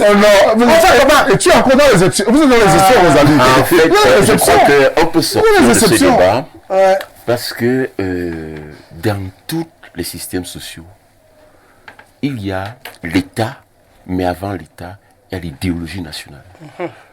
Notre idéologie, c'est laquelle au Cameroun? Nationale. Quand un pays sombre dans un total déficit de consensus, il est irréparable. Regardez ici en ce moment-ci, chaque fois qu'on interpelle un individu pour des histoires d'argent public, les gens de son groupe se lèvent et disent pourquoi lui? Alors qu'il y a d'autres ennemis qui alors qu'il y a d'autres. Ça veut dire que le vol n'est mauvais que lorsque l'individu concerné est d'un autre groupe. Cela pose un problème global d'éthique publique. Alors, ça ramène donc à la seule chose sur laquelle on a commencé à élaborer tout à l'heure. Il faut que l'État reprenne sa première mission pour la socialisation des citoyens, que l'État reprenne ses devoirs d'équité dans le traitement des situations de même nature. Écoutez, ça commence à venir. Ce n'est jamais parti en fait. On dit, tant que pour des fautes identiques, le traitement sera différencié en raison des attaches, des antécédents, des liens de toute nature, on ne pourra pas adresser un message harmonisé aux jeunes. Parce qu'aujourd'hui, on parlait des jeunes, mais en fait, les jeunes sont le reflet de ce que nous sommes. C'est nous les parents qui donnons l'exemple. Aujourd'hui, il y a un proviseur d'un lycée de la place qui, au courant de l'année scolaire qui s'est achevée, s'est un jour mis à l'entrée du portail pour fouiller dans le cartable. Le cartable des élèves de ce lycée ressemblait à celui des jeunes de Gaza. C'est-à-dire qu'il y avait plus de produits contondants que de plumes. Qu'est-ce qu'un élève part faire au lycée avec le couteau, avec les ciseaux, avec des tournevis, des fourchettes pipées? Ça vous traduit l'environnement Far West de nos établissements.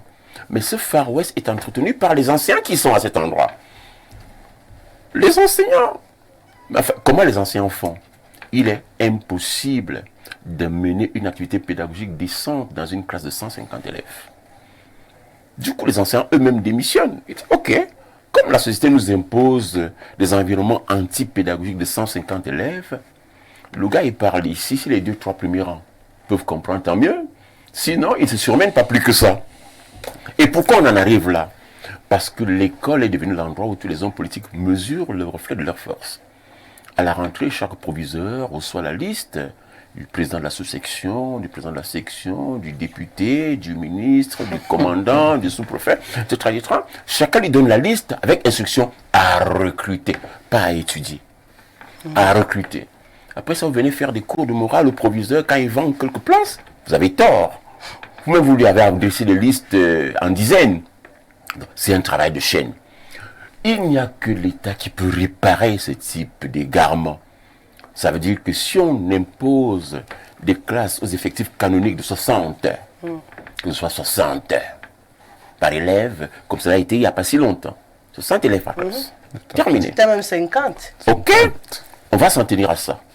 Que le commandant, le colonel, le ministre, le magistrat ne sentent pas qu'il est au-dessus du proviseur de lui adresser des listes de 20 élèves à recruter. Que le commandant ne parte pas au lycée boxer l'enseignant qui a puni réglementairement son enfant. Ouais. Après ça, vous voyez les cas que je donne, c'est pour dire il faut que l'État revienne aux fondamentaux du consensus national.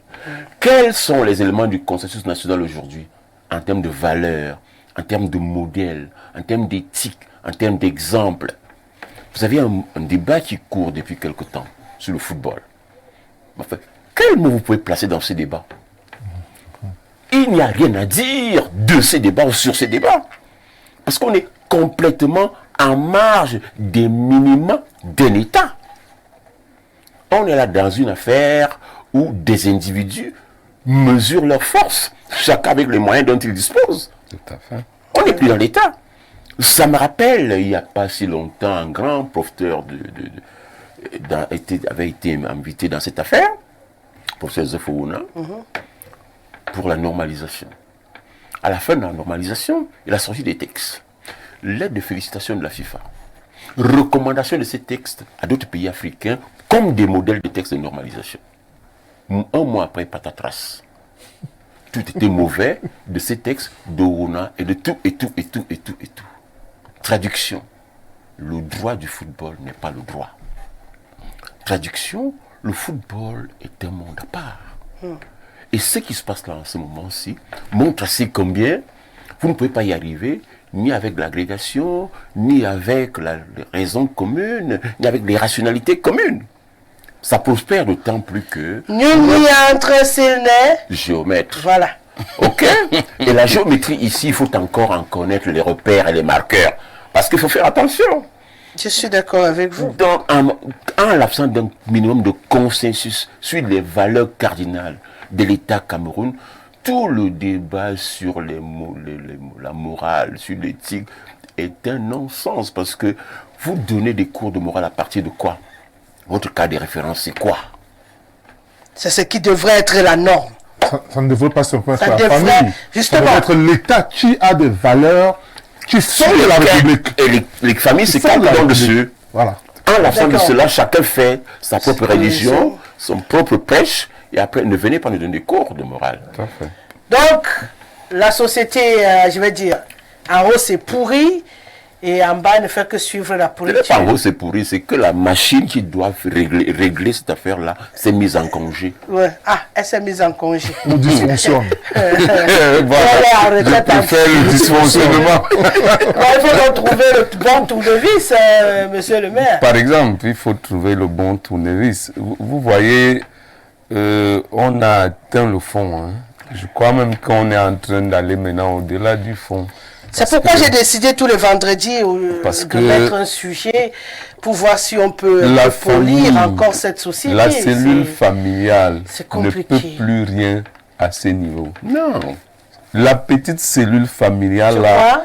non, non, non. Je vous dis, Rosalie, nous sommes en train d'aller à un niveau où les prises de drogue, des enfants, vous voyez, même les chansons que nous laissons jouer dans nos radios, Nyoxé. on vous parle du Kior, de Elvino. Mais est-ce que ces Nyoxé. choses-là sont des choses des Qui devait enfants? passer. Est-ce que ça doit passer? Est-ce que c'est encore une société normée là? Ce n'est plus une société normée. Parce que tout le monde fait n'importe quoi pourvu de gagner de l'argent, pourvu d'être célèbre. Les donneurs de leçons sont parfois des contre-modèles C'est ça. de la société. On est Vous savez bien que ce monsieur, il se drogue, il n'est pas normal et tout, mais c'est lui qui vous donne les leçons à longueur de journée, comment la société devrait fonctionner. Aujourd'hui, il vous dit une chose, demain, il vous dit le contraire. Ils n'ont même plus honte. Donc, la petite cellule familiale est matraquée. Et nous avons peur parce que nous avons des enfants.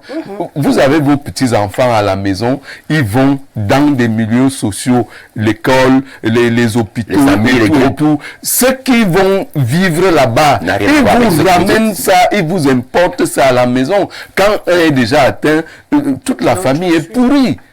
Nous, on a tellement peur. Quand tu vis avec... Je vous dis, ça fait peut-être 6 ans, j'ai dit mes enfants ne vont plus en vacances au village.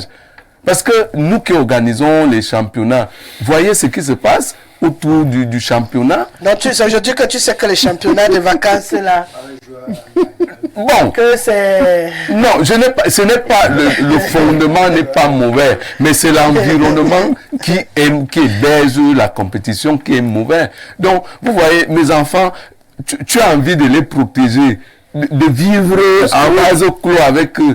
Mais ils ont les téléphones, ils vont à la messe, ils vont... Mon petit garçon de 10 ans, il rentre de la messe un matin, il me demande, mais papa, on m'a dit, j'ai vu un monsieur là-bas qui est assis à côté du prêtre, on me dit que c'est quelqu'un d'Akonolinga. Je lui dis, il s'agit de quoi? Il me dit, on dit qu'il est le ministre de la délégué à la défense. Pourquoi lui il va s'asseoir à côté au lieu de s'asseoir comme tous les autres chrétiens? Vous voyez à quel niveau nos comportements impactent les enfants. Cet enfant-là, lui aussi, vous pensez que le jour qui sera, je ne sais pas, proviseur du lycée demain, quand il va rentrer dans son village, il va vouloir aller s'asseoir comme tous les autres. Il va aller s'asseoir avec le prêtre. Donc, tout ce que nous faisons, nous détruisons notre société au fil du temps. Et à un moment donné, je crois, il faut un consensus national. Il faudrait qu'on s'arrête pour dire non, vraiment là, on est en train de dépasser le fond. Il faudrait qu'on essaie de réparer. Il a évoqué les commerçants aujourd'hui. Parce que tout ceci, l'environnement, les jeunes aujourd'hui, est-ce que vous savez que dans les lycées, quand l'enseignant dit à un jeune, non, il faut apprendre, tu es un cancre. Le gars te dit, non, je m'en fous, mon père va m'acheter une moto, je serai motoman, vous croyez que ma vie est ratée, hein? Et c'est ces gens qu'on Yaoundé plein de... C'est-à-dire qu'on m'a même dit que des gens viennent dans des conteneurs de certains villages pour venir faire la moto. Avec quelle moralité? Ces gens insultent et les taximans et les particuliers en route, ils roulent, ils ronflent n'importe comment. Il faut même pas faire un accident en ce moment. Il faut éviter d'avoir un accident. Voilà.